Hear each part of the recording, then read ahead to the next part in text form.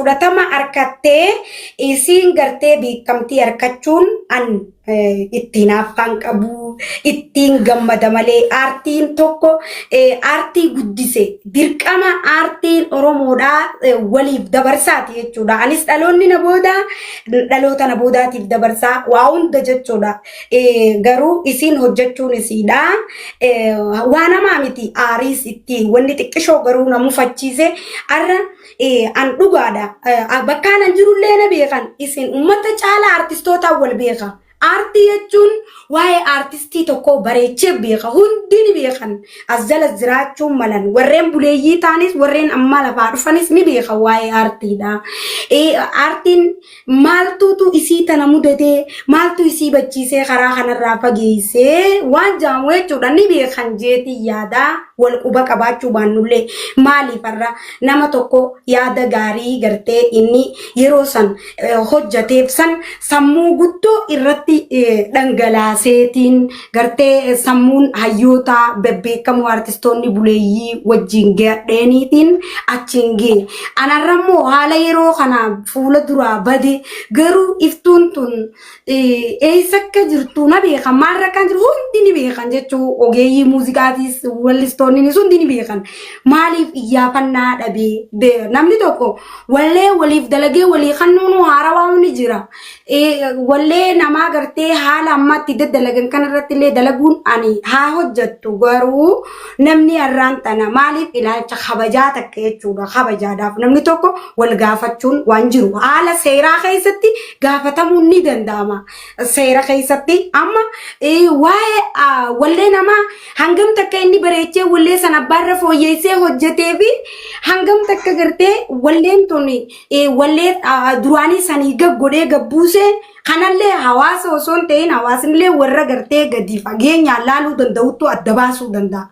Aartistoonni immoo hangam takka akka fooyyessitee hojjette hangam takka akka gabbuuste ni beeka.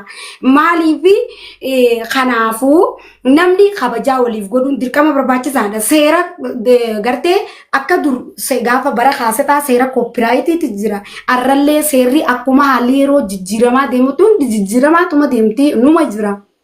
Abbaan tokko wanni isaa qabeenyi isaa aartiin qabeenya isaa gaafachuu danda'a akka gaafachuu danda'amu aartistootas gaafachuu dandeessanii nin beeka gartee karaa akka isaaniititti yuutuubii fi gartee miidiyaalee adda addaatirraa illee yoon kan hin fagaadhute waa hunda nin beeka jechuudha. Qorannaa odeeffannoo namuutu bakka jiru sani jechuudha haala qilleensa hojii fi namuutu humnallee itti dhabu jechuudha ni odeeffata jechuudha.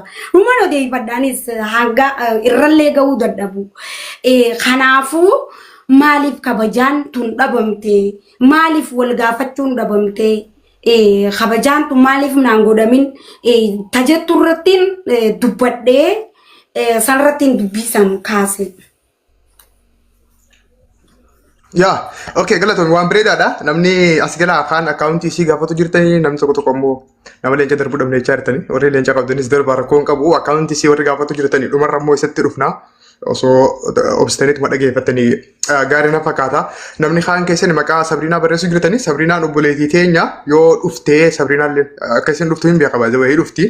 Sabriinaa yoo sala jiraatte namni yoo jiraatte Sabriinaan ni dhufti warri maqaa isii barreessaa jirtan yoo Sabriinaan illee dhufte Sabriinaanis ol seentee namoonni ogummaa takka immoo muuxannoo aartii qabanillee waan iftuun dubbachaa jirtu kanaafi waan Sabriinaanis dhuftee dubbachuu ni dandeessan jidduu laaluu ni dandeessanii araarsuu ni dandeessanii ammoo wanni sun hubachuu qabdani waan biraati miti jibbaadhaa miti wal ajjeessu takka wal xiqqeessuudhaa miti hojii keessatti komiin nu dhufaa homiisanii Sabriinaanis as gara jirti na fakkaata Sabriinaa yoo jiraatte ililli na darbi yoo jiraachuu baatte sheera irra godha warri foolorraa qabdan hunda caalaa immoo namoonni ogummaa qabdan warri akka Maashoofaan warri akka Guutamaa Mahammad warri akka Isaaq Zeenuu nama hedduu as galatti san arguutti hin jira.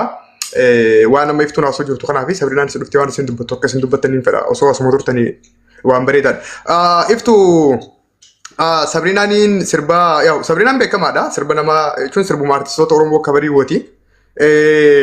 Namni tokko gaafa sirba nama tokkoo guutuu jalqaba hanga dhumaatti hojjechuudhaas haa ta'u walaloo 3 fi 4 sirba adda addaarraa walitti hidhanii sirbuus haa ta'u namni tokko gaafa sirba nama tokkoo kabar godhu abbaan sirba namaa kabar godhu sun abbaa sirba isa jalqaba saniif maal godhuutu irra jira akka heeraatti moo akka seeraatti moo akka seera aartii Oromootti maaltu isin gidduu jira akka artistootaatti namni tokko sirba namaa walaloo sadii afur fuudhuufis haa ta'u sirbicha guutuu kafar godhullee yoo barbaade abbaan kafarii godhuu deemu sun abbaa sirbaa isii jalqabaatiif maal ulaagaan takka bu'uurri isaan gidduu jirtu maaltu ta'uu qaba ture Sabriinaan ammoo waan silaa jiru san takka heera takka seera san maaliin cabsite?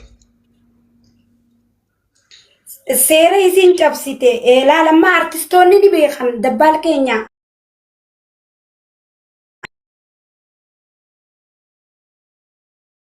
Namoonni jiran kakka Aliyyii Saabifaan isaan sammee galchi gaafadhu asirratti waa'ee jiru kanarratti artistoonni yaada kennuudha danda'a. Hayyama abbaa malee hidhatte jechuudha. Jecha tokko maaliif hin taane maaliif namni akkaataan itti gartee isin guutuu isaa wallistu sirba hiyyeessan isa jaalatte san albama san keessaa isa jaalatte guutuu isaa wallisuu dandeessi maaliifi nagaafattee asirratti nagaafachuudha qabdi yoo isiin arraan tana jijjiirama isiin arraan tana harkatte namuutu haala yerootiitu if duuba na deebise malee anis jechuudha sammuu nin qaba sagaleellee nin qaba jechuudha sagalee duraanii Deran fooyyesee hojjechuullee ni danda'a. Garuutu immoo maaltu akka jechuudha. Ana karaa duubatti na harkisee ni beektan jeetii yaada. Garuutu kun waan inni machaa waluu miti jechuudha. Inni madduun dubbachuullee hin barbaadu ani garuu ni beektan jeetii yaada. Kanumaafuu immoo isiin guutuu isaa na gaafachuu dandeessi. Guutuu isaa kana gaafachuu dandeessu san haala ilaalcha kabajaa ta'een jechuudha na gaafatin. Amma dura Sabriinaan anisi arkeetillee beeku sirba Almaas Tafarraa artistii hangafa teenyaa taddur sirba isii sanirrattiin arkee anilleen gartee isii qilleensumarratti nin beekaa maaliifi hangam takka jechuudha hanqa safuu fi kabajaa qaban warreen wallistoota wal beekan jechuudha namuu gartee yaadaa wal beeka warri hojii wal fakkaattu hojjetu amala walii guutuun isaanii wal beekan jechuudha akkasumatti anis eenyu akka kabajaa qabu eenyu akka safuu qabu eenyu akka sabboonummaadhaaf hojjetu nin beeka tolcheetiin beeka gartee isaanii wajjillee daddeemee gartee utaalee gartee gaa kiliipillee narraayillee bareeduu baattuwan garuutu sammuu sila waan fooyyaa tokko hojjechuullee ni danda'a jeetii yaada garuu dabbaal keenya asmaanuu gaa uummata kiyya galatoomaa isin warri yaada gaarii naaf gumaachitanis lammiitiyya isiniin jaaladhaa galatoomaadhaa Oromoon leenca dulloome tiitichaa itti taphataa jettee lama. خيزير ترتي الحمد لله قالت ربيتي أبدي سنكوتان فوندي أبدي كوتادو وري هذا قارين أفقماتيتن قالتو ما ناجرات دادا نفانا جرات داد إسين جا خاني نتيما تودفه دبال خينيا كوفوزون تك أمتاكيا قالتو ما إسين سورنا دقي جاجرتن Ya, waan bareedaadha. Warri dandeessan kaasee girtan giftiidhaan yoo sappoorti gootanillee waan bareedaa ni dandeessani. Akkaawuntuma sirratti isii sappoorti godhuu dandeessan. Wanni sirba nama tokko walaloo isaa keessaa fudhachuufis haa ta'u sirbicha jalqaba irraan gadhumaatti kabarii godhuu yoo barbaadde safuu aadaa fi mallattoo kabajaatiin abbaa sirbaa isa jalqabaa san barsiisuu takka gaafachuun waan akka heeraa takka akka seeraatti artistoota gidduu jiruudha. Sabriinaan anaaf kana dhabdeedha. Wanni amma ta'ee jirtu. Dhugaadha. Kan mana dhabde galataa gartee arraan kana. Dubar. Kanuma arraan tana inni du'e gartee inni du'e awwaalame dhugaadha. Seenaa isaa san duubaa gartee yoo sochoosanillee inni du'e.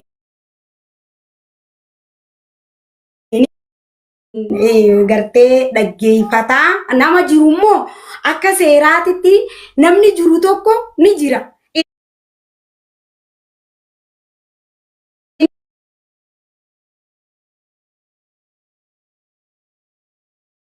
Nadhabillee yoo ta'e dhaqanii ka haadha teenya kabajaa si malaa akkasi ka ija nama guddaa san ifirraa deebisaa kabajaa si mala kabajaa isii fakkaattu sanii maddii dhaabbachaa hamilee itti godhaati gartee karaa hojii isaa sanitti tarkaanfatta.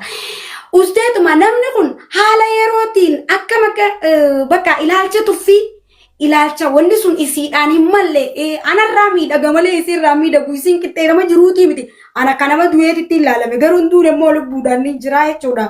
Gaa kilippiillee dalagee gartee walleen gaa ijoollee teenya gaa wallee namni xiqqishoonni nokkola gaa kilippiidhaas dalaguun ta'uunsaa ani hin ta'uunsaa gaa kanumaaf garuutu. Okay, inni rakkoo miti. Mee wanta goona sirba sanii takkiseenna nama biraatiif carraa laanneeti warra ni jira mi sagaleen kiyya? Ni jira. Ni jira warri koomentiidha ana mul'ise. Okay, yaa waan hin qabameen ibsee itti deebine isa kallattumaan gara sirbaatti takkiseenna fakkeenyaaf sirba Sabriinaan sirba artistoota Oromoodhaaf afar godhuun waan beekamaadha. Oromoon hundatti waan beekaa inni immoo badii miti rakkoolee miti.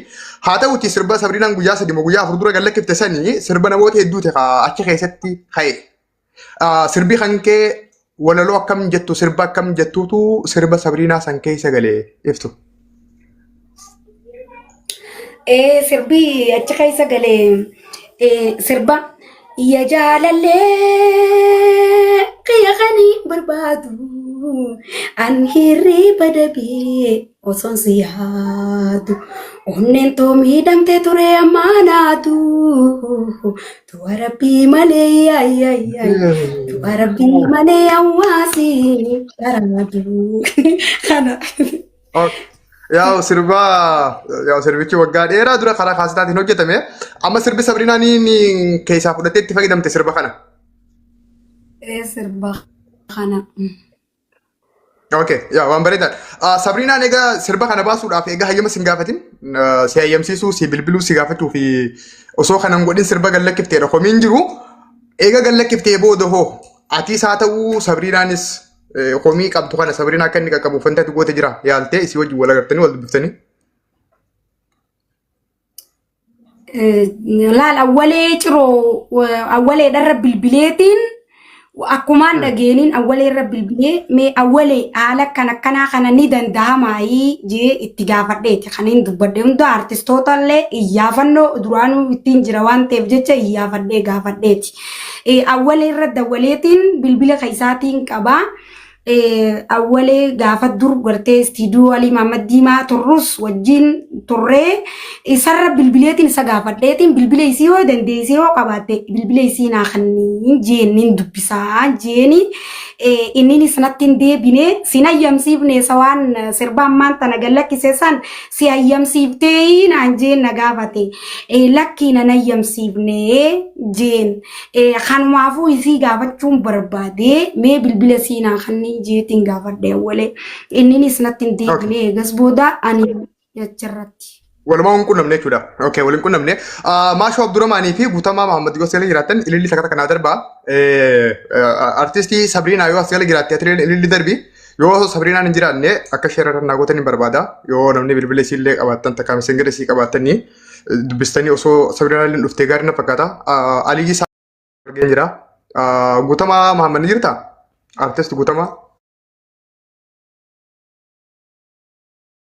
Sabriinaan illee yaama haa dhuftu. Okay. Maashoodhaa mi namni jiru? Maashoo? Maashoodha dabbaal. Okay, thank you. Guutamaa ni jirtaa? Mee ililcha kanaa darbe? Guutamaa Alii Saabit Isaaq Zeenuu reefu san argan ture. Eenyu artistii Mahammad Jibriil faa jira.